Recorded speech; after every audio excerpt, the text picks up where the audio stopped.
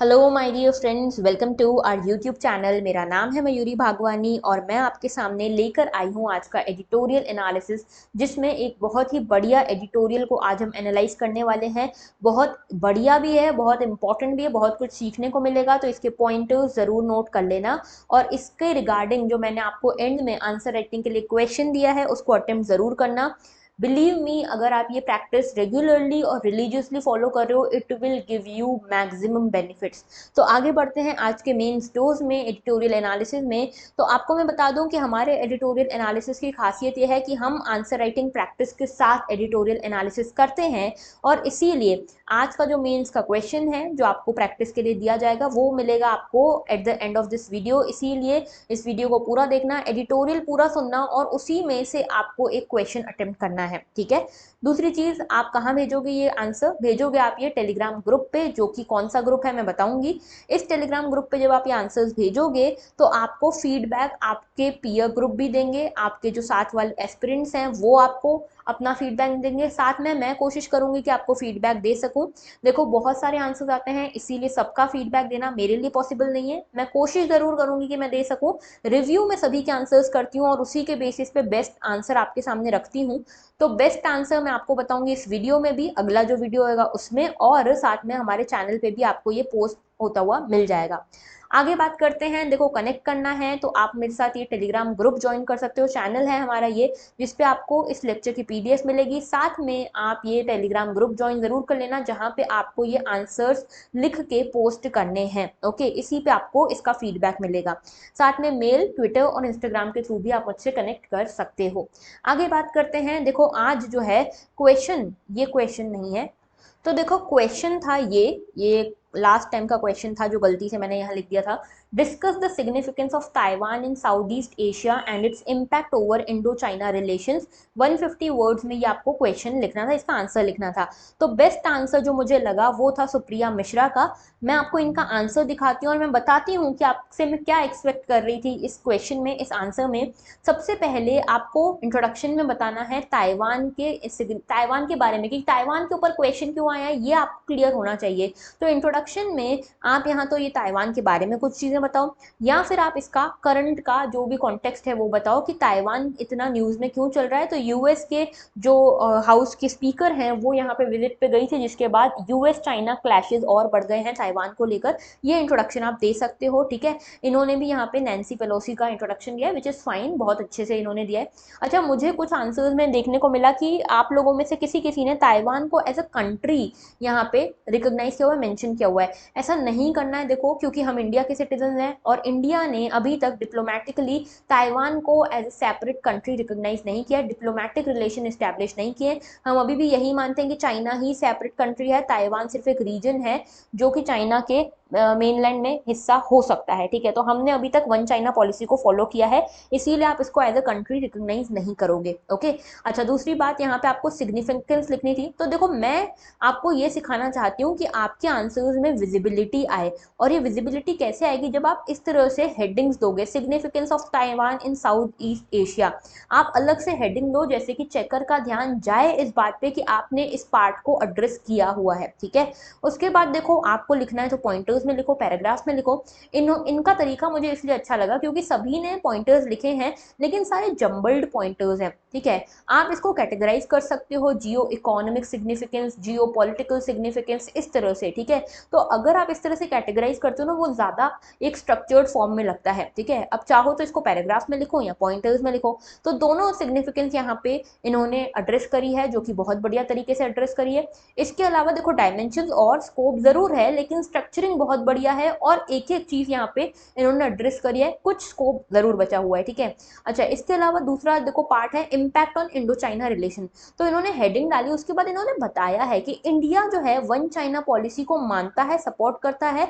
हालांकि India China जो relation है वो इस कगार पे है कि इंडिया बहुत ज़्यादा इसके बारे में बात नहीं करता, वन चाइना पॉलिसी के बारे में, लेकिन डिप्लोमेटिकली आज भी इंडिया इसी से अबाइड करता है, ठीक है। और अगर इंडिया इस वन चाइना पॉलिसी को हटा देता है, अबाइड नहीं करता है, रिजेक्ट करता है, तो क्या इम्पैक्ट हो सकते हैं, ये सब चीज़ें आप बताओगे। इकोनॉमिक इम्पैक्ट क्या होगा, पॉलिटिकल इम्पैक्ट क्या होगा, ठीक है। ये सारी चीज़ें आप बता सकते हो, पॉलिटिकल या स्ट्रैटेजिक इम्पैक्ट लिख सकते हो।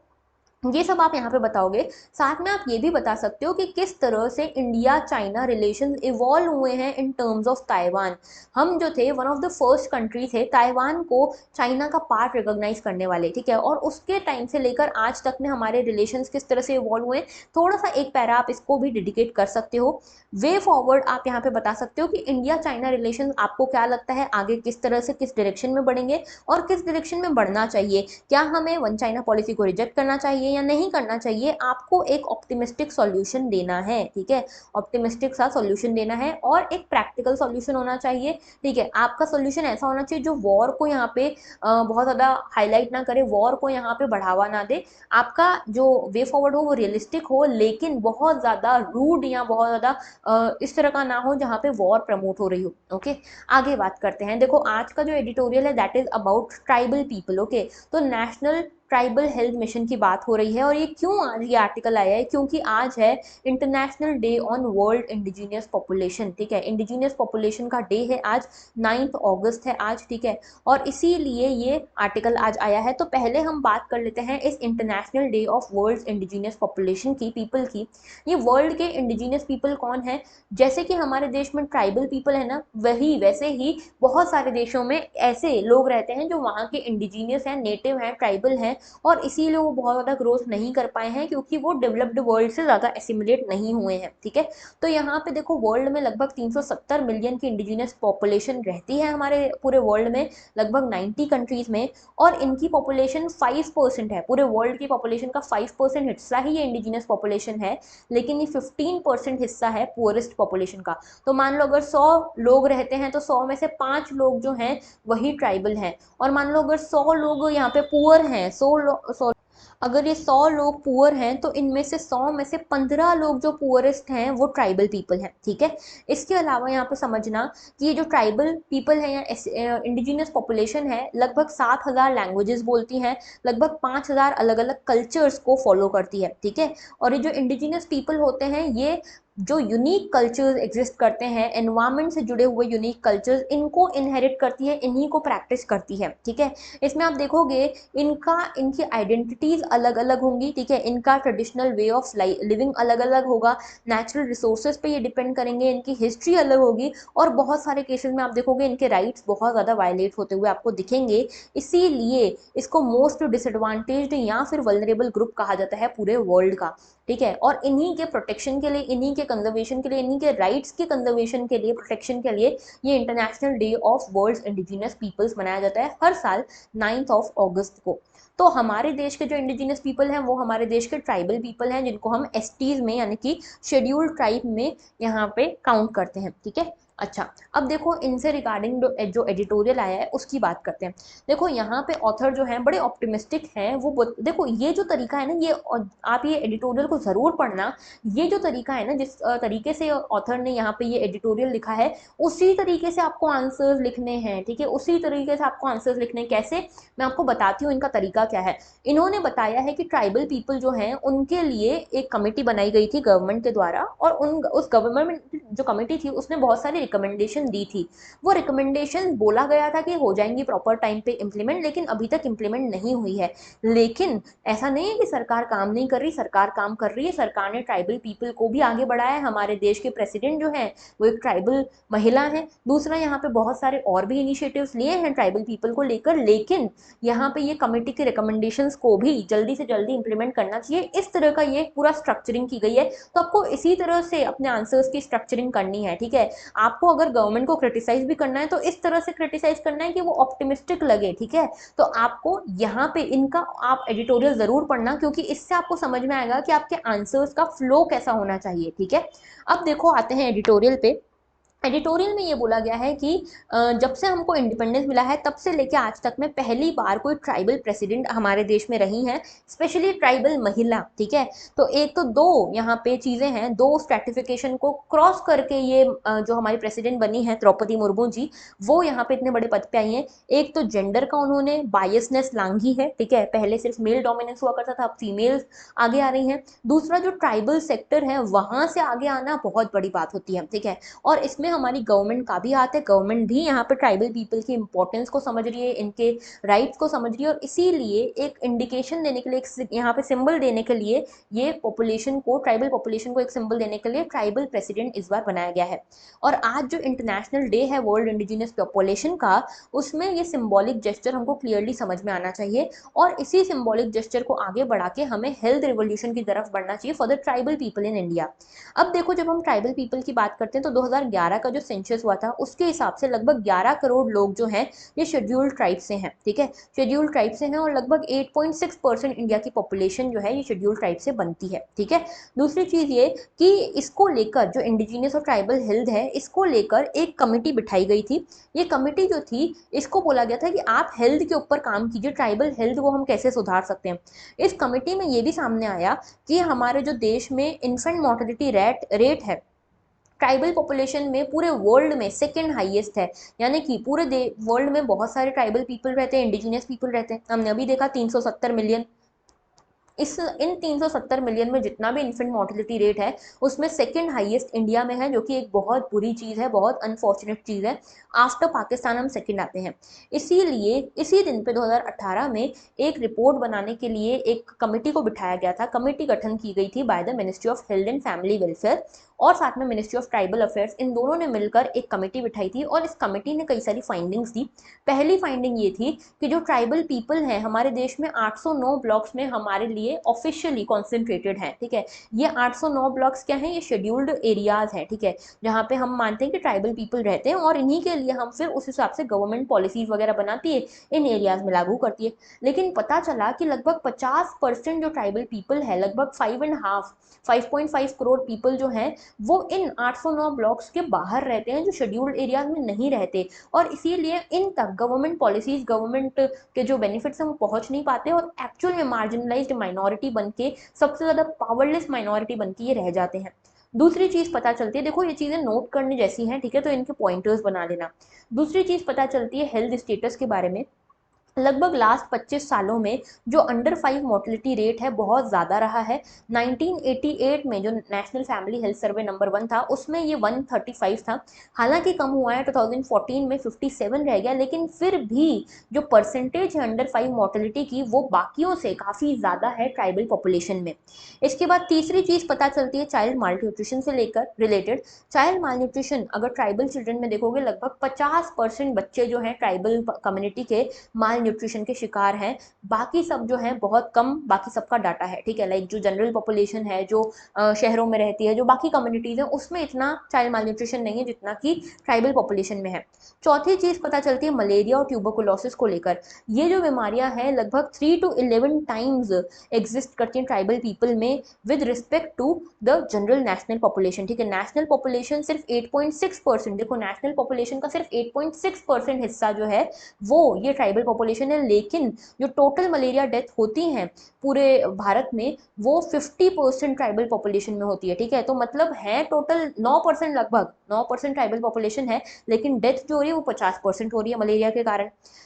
फिफ्थ चीज़ ये है कि इसके कारण माल न्यूट्रिशन, मलेरिया, मोर्टेलिटी, इन सब के साथ में कई सारे नॉन कम्युनिकेबल डिसीजेज भी ट्राइबल पॉपुलेशन में बढ़ते जा रहे हैं, चाहे हाइपरटेंशन हो, डायबिटीज़ हो, मेंटल हेल्थ प्रॉब्लम्स हो, कैंसर हो, इस तरह की चीज़ें। तो इसीलिए हेल्थ और सर्वाइवल जो है ट्राइबल पॉपुलेशन का बहुत ज़्यादा खतरे में है, अभी थ्रेट में है, ठीक है। सिक्स्थ चीज़ यहाँ पे फाइंडिंग पता चली कि यहाँ पे जो लोग हैं बहुत ज़्यादा डिपेंड करते हैं government run public health care institution पे, ठीक है। तो अभी जो जैसे आप देखोगे नॉर्मल पॉपुलेशन वो आउट ऑफ पॉकेट एक्सपेंडिचर भी कर लेती है, प्राइवेट हेल्थ केयर जो सेंटर्स हैं वहाँ से भी सर्विसेज ले लेती है, लेकिन जो ट्राइबल पीपल हैं बहुत ज़्यादा पावर्टी में रहते हैं, और इसीलिए सिर्फ गवर्नमेंट पे डिपेंडेंट है for the health services, for the health care sector, okay. और यहाँ पे देखा गया है कि जो हेल्थ केयर सेक्टर्स हैं, प्राइमरी हेल्थ केयर सेक्टर्स हो गए या ये जो सेंटर्स हो गए, हेल्थ सेंटर्स, वहाँ पे भी फंडिंग प्रॉपर नहीं पहुँचती, डेफिसिट है, लगभग मेडिकल डॉक्टर्स नहीं है, 33 से 84% तक यहाँ पे मेडिकल डॉक्टर्स की कमी है, फैसिलिटीज़ की कमी है, फंडिंग की कमी है, और गवर्नमेंट जो है यहाँ पे फंड्स प्रॉपरली पहुँचा भी नहीं पा रही, इसीलिए ये इनएफिशिएंट हेल्थ केयर सिस्टम बन गया है। सेवेंथ फाइंडिंग जो पता चली वो ये थी कि बहुत ही कम पॉपुलेशन जो है, ट्राइबल पॉपुलेशन, उसका यहाँ पे पार्टिसिपेशन है पॉलिटिक्स में।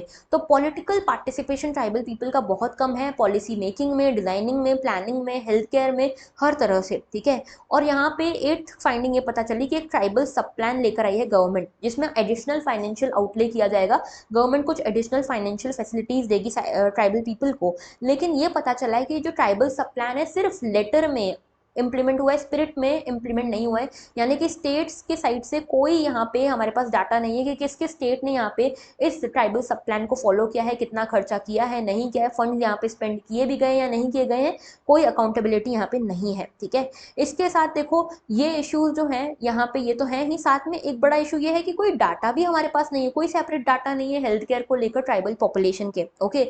ये सब फाइंडिंग्स बताती है कि हमारे देश में ट्राइबल हेल्थ केयर की कितनी बड़ी पॉपुलेशन की कितनी बड़ी प्रॉब्लम ये है। अब इन्होंने कुछ रोड मैप भी दिखाया जो आपको रिकमेंडेशंस, सजेशंस या वे फॉरवर्ड के फॉर्म में आप यूज कर सकते हो। पहला सजेशन इनका ये था कि national tribal health care health action plan हम बनाएं।